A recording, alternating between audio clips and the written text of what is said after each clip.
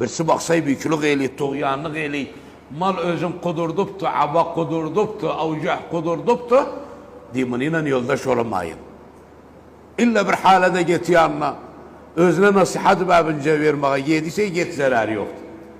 Ya bu biz tara, kimdi tuğyanlık eylettiren? Men yasna'u tuğat. Bizi tuğatlık eylettiren. Yani biz bunu ögüne bile ver. Ne ister bu? Kur'an dari astari ister.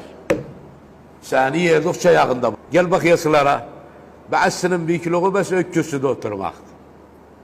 Ani geliyor yüzünden. Bazı adamı öğselerse.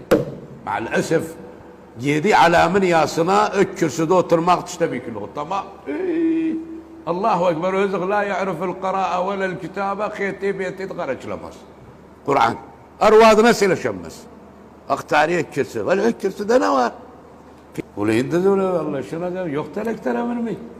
Tebriksiz Trump yelemini mi Victoria diye benim anı öyle diye ben Victoria'da Paris'e Kenya'da diyorlar. Peygamber işe geminip de özele Victoria benim diyorlar. Tuğyanlığından min ecil kahve kahveden öte habari var küsenler. Kahve. Bak Allah şey bu adetine. Bak kalafatına aşkılar diyardı.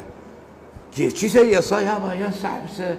Filham vel gam yığlamakta da hüzünde de baş kalabalıktı gelen giden başka onu dursay İbn Adem hata mu masum özün kahve unuttu anaydı da yandı bu yasıya gelmezdi Peygamber özüne diye git alamın yasına muvaset ile gevlini yap özü kahveden ötürü gelip tüküsüyor Allah sen bunun gelmeği yekdi yoksa gelmemeği yekdi arva gelmesin bu gelmemeği yekdi yani bu gelip tabii kilo kıtarmak kellemde.